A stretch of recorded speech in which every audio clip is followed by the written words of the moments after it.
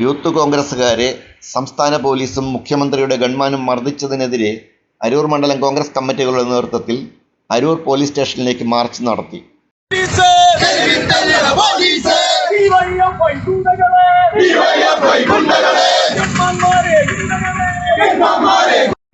നവകേരള യാത്രയുടെ പേരിൽ കേരളം കലാപഭൂമിയാക്കി മാറ്റിയ പിണറായി സർക്കാരിനെതിരെ, ഭരണത്തിന്റെ മറവിൽ അഴിഞ്ഞാടുന്ന CPM DYFI ഗുണ്ടായുസത്തിനെതിരെ, പോലീസിന്റെ നരവേട്ടയ്ക്കെതിരെ, പിണറായി വിജയൻ സേനയെന്ന ഗുണ്ടാ സംഘത്തിനെതിരെ എന്നീ മുദ്രാവാക്യങ്ങൾ ഉയർത്തി സംസ്ഥാനത്തുടനീളം പോലീസ് സ്റ്റേഷനുകളിലേക്ക് കോൺഗ്രസിന്റെ പ്രതിഷേധ മാർച്ച് നടന്നു. അതിന്റെ ഭാഗമായി Aroor north, south, Ezhupunna, east, west മണ്ഡലം കോൺഗ്രസ് കമ്മിറ്റികൾ സംയുക്തമായി അരൂർ പോലീസ് സ്റ്റേഷനിലേക്ക് നടത്തിയ മാർച്ച് KPCC ജനറൽ സെക്രട്ടറിയായ AA ഷുക്കൂർ ഉദ്ഘാടനം ചെയ്തു.